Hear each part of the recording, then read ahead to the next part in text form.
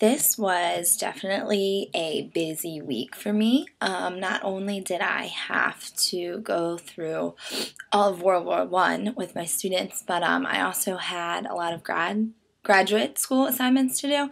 So I'm still trying to get in the balance of things of trying to balance being both still a student and a teacher, but I'm getting used to it, so I guess that's a good thing. And yeah, so just to talk about what I did this week, like I said, we went through all of World War One, and I realized that I'm becoming really spoiled having both social studies and language arts as an opportunity to cover the material for the students, because gives me 2 class periods to go over all the material and to cover it and to reiterate what I'm talking about, to make sure that the students get it. So I feel like it helps me move along faster than I would if I just had social studies class. So at least I'm aware of that now, and we'll hopefully be able to adjust for that next year when I most likely will only be teaching social studies. So now I'm just going to go through a play-by-play of what I did all week. So, like I said, we started World War One this week, and so on Monday, I started a slide lecture, a PowerPoint presentation on the main causes of World War One, focusing on the acronym MAIN and teaching the students about militarism, alliances, imperialism, and nationalism. The PowerPoint lecture was really interactive. There were no words written on the screen. Instead, it was just images that the students were looking at, and each time an image would come up, I'd ask the students, well, what do you see? How can you describe it? And then that would help include them in the conversation so that it wasn't just me standing up there talking. In language arts, on Monday, both Monday and Tuesday, actually, they started working on a Just Do It worksheet, which pretty much covered all of World War One, and they did this worksheet out of a Kids Discover magazine, which is very cool and something I'd never experienced before, but it's a very student-friendly version of World War One. And the Kids Discover has magazines for all different wars, and we're actually going to start doing one for World War II next week. So, and the students really like it. It's something where it's got simple writing and a lot of images and interesting stories, and definitely more interesting than textbook. So I like having activities to do out of that. So the students were going through the Just Do It on Monday too in language arts, which covered all of World War One. So even before we had a chance to talk about it, they were having the opportunity to read about it. On Tuesday in social studies, we mapped Europe during war so that they could understand the alliances more and have a feeling for where the Western Front was and the Eastern Front. So when I was talking about these things, the students would know where they were. On Wednesday in social studies, it was actually a really fun day. We did a trench warfare experiential where we flipped the tables on their side, and then all of the students were crowded inside the trench, and that's where we had class. Throughout the class period, there were images of trench warfare playing on the smartboard, and then both Miss Bear and I were taking turns reading excerpts from All Quiet on the Western Front, and the students, while we were reading, were required to write down in their notebook what it felt like to be in the trenches, listening to what we were saying. It was something the students really liked and I really enjoyed doing, and I think that the students got a good feel for not what it would like to be in the trenches, but a better idea of what trench warfare was like.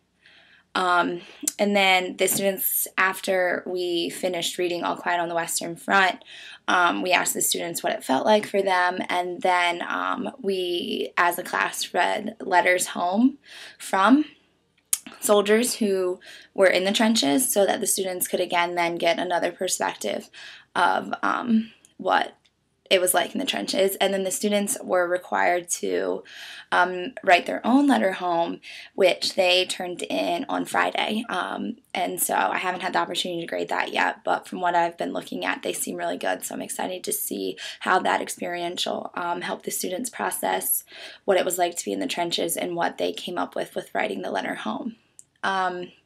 Then on Wednesday in language arts, I went ahead and I finished World War I through a PowerPoint lecture talking about the sinking of the Lusitania and the Zimmerman telegram, and then ultimately the United States were entering the war on the Allied side, and then the end of the war as well. On Thursday, we as a class went over propaganda.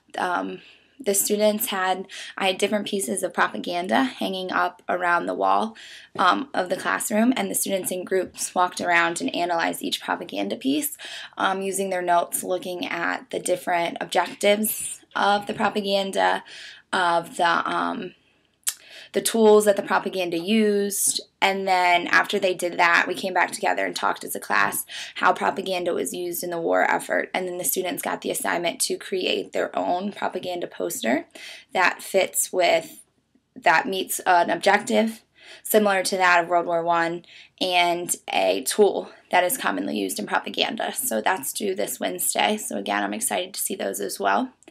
In language arts on Thursday and Friday, we set up stations for the students because there were a lot of cool activities that we thought of doing for World War I, but we didn't have time. So we set up stations where there were 4 separate stations, and the students would have 20 minutes at each station to look at what was there and then to also do a processing assignment with that.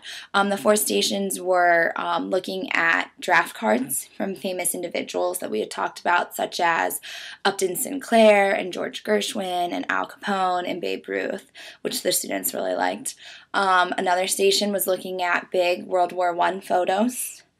There was also a station of a graphic novel of World War I, where the students went through and looked at that, which was a different perspective. And then there was also a station where students looked at German propaganda leaflets that were dropped down to African American soldiers and soldiers of German descent, which they really liked. The students seemed to really like looking at these different components of things, and this is an opportunity where I'm glad that I have language arts to be able to do something cool like this and allow the students to look at these things. And then finally on Friday, we went ahead and we were supposed to end the war, but we were moving a little slow on everything else. I've realized that one of the biggest problems I'm facing so far is timing and trying to get the timing down on my lesson. I never really finish the lesson or get through everything that I thought I was going to, because the students like to discuss so much and have so many questions that we just get held up. So Friday was kind of a catch-up day for us. We finished up propaganda, and then the students answered any questions or asked any questions they had about World War I, and then we went ahead and it was a workshop day where the students could work on their different assignments that were due, such as their letter home from the trenches and their propaganda poster. So overall, I had a great week, a busy week again, but I definitely still love being at Willow Middle School and my students, and it's exciting to see all the different activities that we can do and how much they enjoy them and how much they help the students learn and process the information.